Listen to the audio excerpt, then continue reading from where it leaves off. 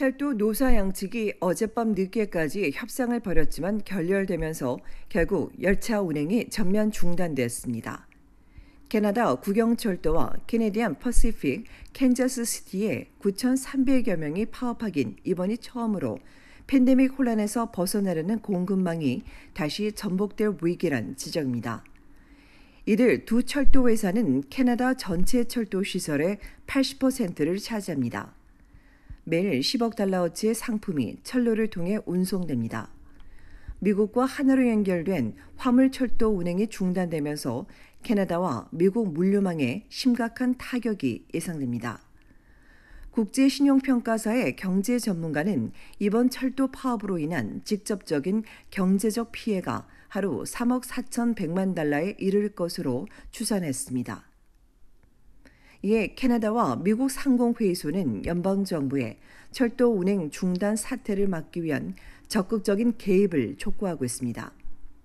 어제 저스틴 트루도 연방총리도 협상을 계속하는 것이 최선의 이익이라고 요구했으나 당사자들이 협상해야 한다며 직접 개입하지 않은 가운데 캐나다 안팎에서 개입 압력은 점점 더 커지고 있습니다. 이미 두 철도 회사는 취급 위험도가 높은 화물이 운송 중 멈출 것을 막기 위해 단계적으로 철도 노선 일부를 폐쇄했습니다. 밀 재배 농가는 생산과 물류 차질을 예상해 낮은 가격에 매매했고 목재 회사들은 생산량을 축소한다고 밝혔으며 비료업계는 이를 매출 손실이 최소 5,500만 달러에 달할 것이라고 우려했습니다. 이처럼 철도 파업은 농업과 광업, 에너지, 소매, 자동차 제조, 건설 등 전 분야에 걸쳐 큰 타격을 줍니다. 항구엔 컨테이너가 쌓여 노선이 정체되고 일부 운송업체는 아예 미국 터미널로 경로를 변경할 수 있다는 우려도 나왔습니다. 전국 주요 대도시 3곳의 승객 3만 2천여 명의 통근 수단도 멈춰섰습니다.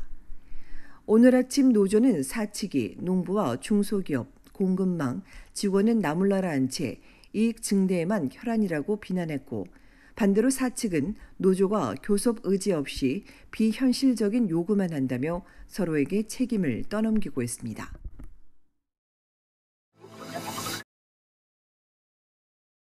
10대 2명이 살인 청부를 받고 범행을 저지른 것으로 드러나 충격을 주고 있습니다. 15살과 16살인 이들은 돈을 벌기 위해 끔찍한 범행을 주저하지 않았습니다. 견인차 간 보복 전쟁을 수사해온 온타리오주 토론토 경찰은 오샤와 출신의 15세와 스토우빌 출신의 16세 청소년을 1급 살인과 무면허 무기 소지, 총기 발사 등 수십여 가지의 혐의로 입건했습니다. 이들은 지난달 6일 스카보로에서 견인차 업계 관계자인 피커링 출신의 28세 남성을 총으로 쏴 살해했습니다. 또 6월 29일부터 7월 14일 사이 도난 차량 3대를 타고 다니며 10여 건의 총격 사건에 가담했습니다. 특히 16세 소년은 2년 전 5월 공기총으로 상대 청소년의 얼굴을 쏘기도 했습니다. 7월 15일 검거 당시 이들은 글록 권총을 소지했습니다. 이외에도 17세 소년은 5월 15일 마캄에 주차된 견인차 2대에 총을 쏜 혐의를 받고 있습니다. 이 소년 역시 살해비를 받고 범행을 저질렀으며 이 건과 관련해 33세 남성이 검거됐습니다. 이들 4명은 180여 건의 혐의로 조사를 받고 있습니다. 올 들어 토론토에서 발생한 견인차 관련 총격 사건은 43건으로 전체 총격 사건의 14%를 차지하고 있습니다. 경찰은 광역 토론토 견인 사업을 두고 최소 4개의 조직범죄 집단이 영토 분쟁을 벌이고 있다고 설명했습니다. 허위 손실이나 거짓 견인 수리, 렌터카, 물리치료 등 사기 행각을 벌이며 수익을 올리는 이들은 사고를 조작하기도 합니다. 이 전쟁 중심에 있던 파라마운트 견인차 사업주는 2018년과 2019년 공격을 받고도 살아남았으나 지난 5월 28일 밤 놀스욕에서 수차례 총에 맞고 피살됐습니다. 이 사업주의 경쟁자 한 명은 2018년 크리스마스 이브에 살해됐습니다.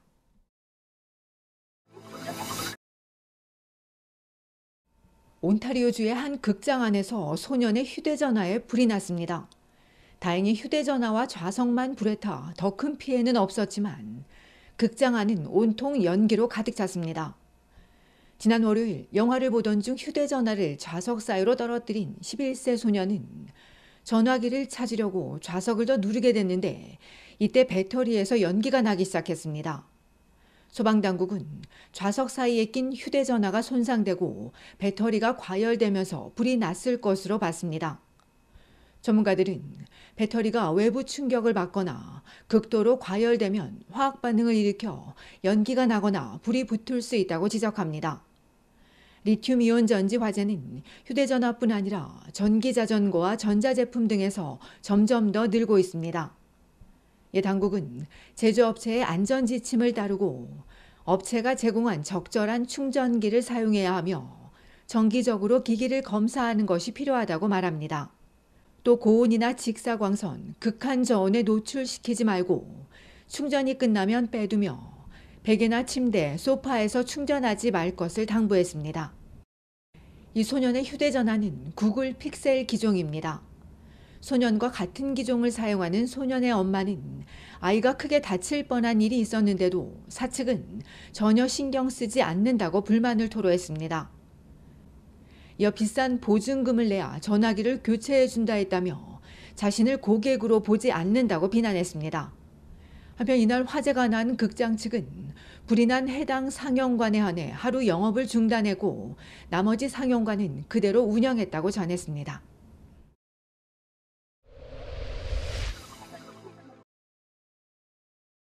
지난 9일 실종됐던 마캄 부동산 중개 사건과 관련해 온타리오주 욕지역 경찰은 피해자 시신을 확인하고 10대 3명을 사기와 무기 소지 혐의로 붙잡았다고 발표했습니다.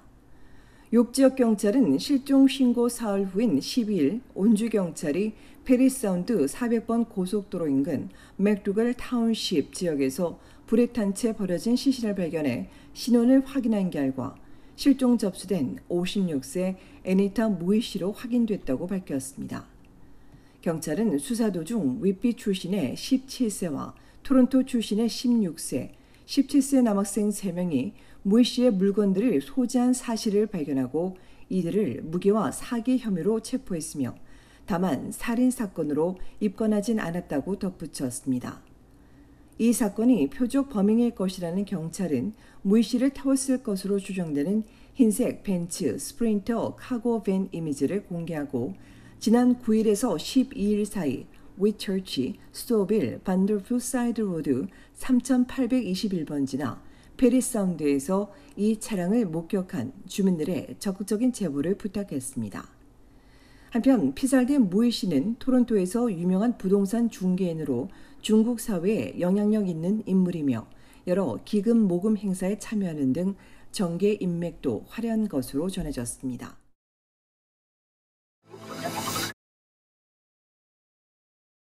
어젯밤 8시 30분 온타리오주 노스역 서쪽 제인스테이트와 핀치 애비뉴 웨스트에서 흉기 사건이 발생했습니다.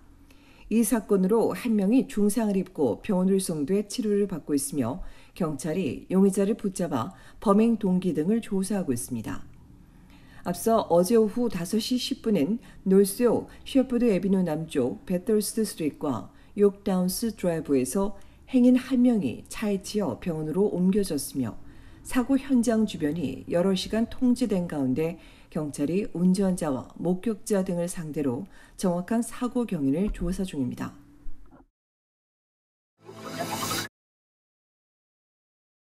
온타리오주 토론토 경찰이 노스역에서 TTC 승객을 2차례 폭행한 아시아계 남성 용의자를 찾고 있습니다. 경찰에 따르면 용의자는 지난 토요일 새벽 0시 10분경 돈미스 로드와 파인홀드 애비뉴에 있는 버스 정거장에서 내린 피해자 뒤에서 접근해 성추행하고 피해자가 뒤돌아서자 폭행한 뒤 도주했습니다. 범인은 또 앞서 지난 6월 15일 새벽 5시 30분 같은 지역에서 역시 버스에서 내린 피해자를 뒤에서 공격했으며 다행히 이를 목격한 시민의 도움으로 더 큰 피해는 없었습니다. 이들 두 사건이 동일범의 소행이라고 전한 경찰은 20에서 30세 사이로 몸무게 77kg, 키 174cm이고 범행 당시 검정색 상하이 옷을 입었던 아시아계 남성을 추적하고 있다고 전했습니다.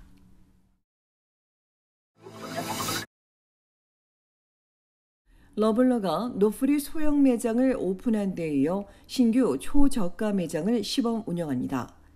온타리오주 윈저와 세인트 캐서린, 브록빌 세 곳에 위치한 노네임 매장은 소형에 품목도 간소한 것이 특징으로 노네임 또는 자체 브랜드 제품이 60%이고 전체 품목의 3분의 2는 $5 미만이며 유사 제품 가격보다 최대 10에서 20% 저렴하다고 사측은 밝혔습니다.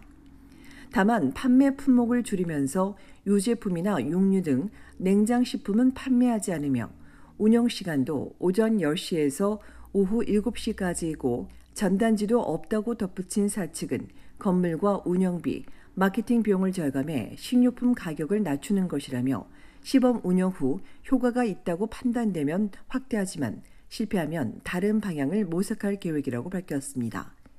한편 지난 3년간 국내 식품 가격이 20% 넘게 뛰면서 주요 식품 업체들이 인플레이션을 틈타 폭리를 취한다는 비난이 있었습니다.